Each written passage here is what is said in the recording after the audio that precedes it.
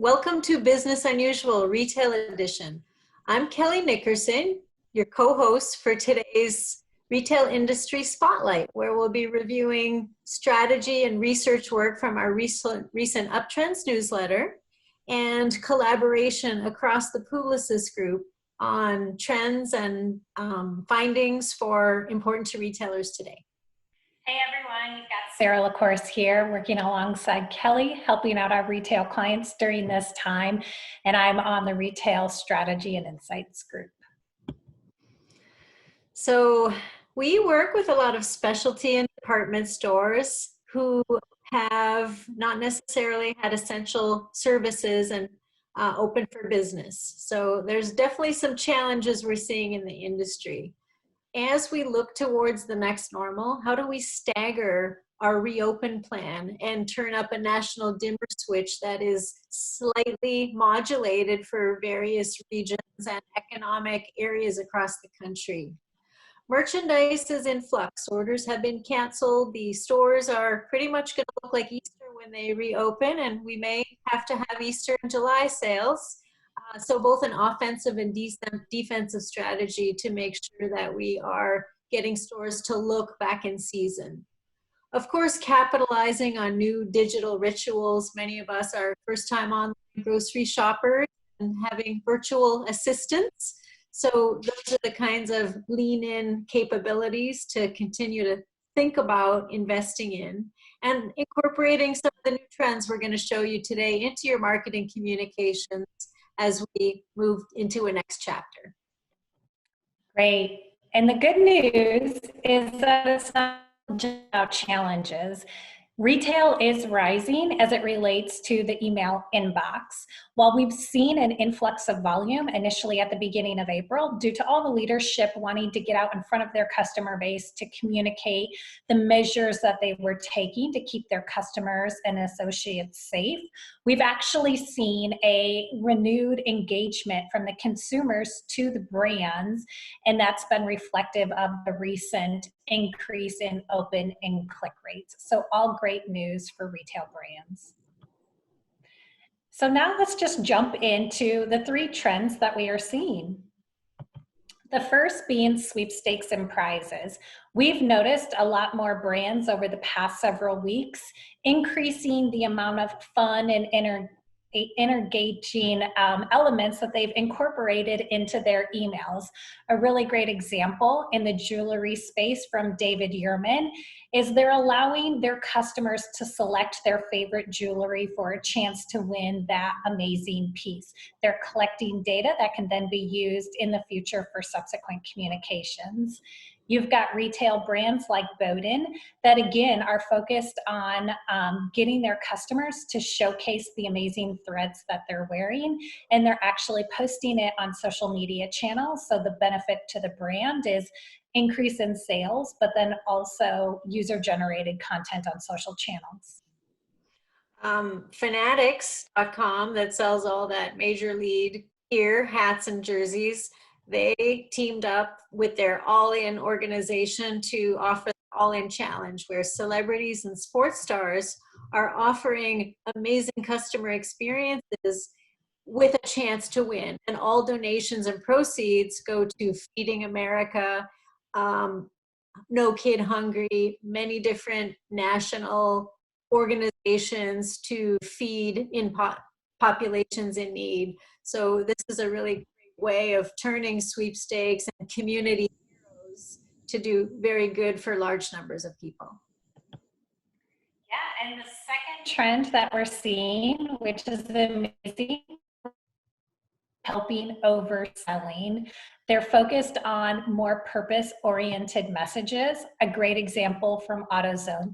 They dedicated the hero space to showcase a how-to video. With families at home right now, they're needing new things and interesting ways to teach their children new skill sets, and AutoZone does this within their email. They also showcase their employees who are going the extra mile to ensure that they're giving the best customer experience possible. The other great example that we've noticed is from Burke's. who is focused on giving back proceeds, supporting local conservatories, and also really showcasing and partnering with those outside organizations that really matter to their consumers. I love this JCPenney example because it combines gamification with a quiz and helps you achieve a goal at the same time. So the communication takes you through a journey to reveal your sleep persona. You may be a sweet retreat for someone who's working from home and needs a little bit of all white bedding in the background, or all day popcorn with the kids watching movies in bed and you might need more practical sleep solutions. The quiz takes you to the right landing page on JCPenney, which makes it functional and fun all at the same time. Yeah, and the last trend that we wanted to showcase today is really the acceleration towards the new normal. Brands are really focused on a renewed optimism, and that really comes true with a great example from Patagonia. Over on the right-hand side here, all along, Patagonia has been focused on shopping local, on repairing over brand new, but most recently, and happy to announce that they had started production back up again on Patagonia.com, so that is now open.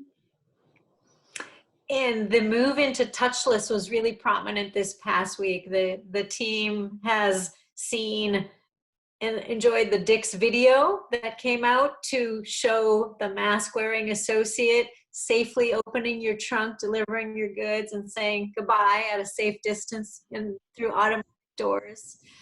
Fuel at the pump, the use of the mobile app to pay and to reduce interaction with the pin pad.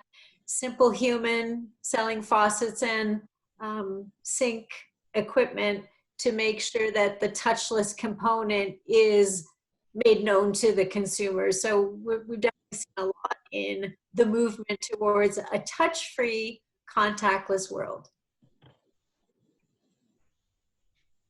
So in terms of where we're looking to help our retailers next, a new communications playbook, welcoming new consumers to the website who have come from other channels, and also to nurture customers who may have been on a bit of a pause with respect to brand moments in the past couple of months. Extending value, having a longer return window, making sure our points are worth more, and payment plans that encourage folks who are in a time of financial struggle. Continuing with digital transformation, the new rituals that we've all acquired to lean into where consumers looking for a more safe distance to perform commerce from will engage. And that leads us to strengthen content. Having more interruptive, fun, engaging content that may not just be product imagery and the selling over helping. We want to help over sell, and sometimes a little bit of brand distraction and DIY tools and tricks goes a long way. And lastly, to bring customers in the conversation, reward them, give them choice, allow them to manage their own experience, and whether it's quizzes, surveys, upgrading your preference center, making sure that they can be part of the conversation. We thank you today for your time. We close this episode of Business Unusual from the retail team and look forward to talking again.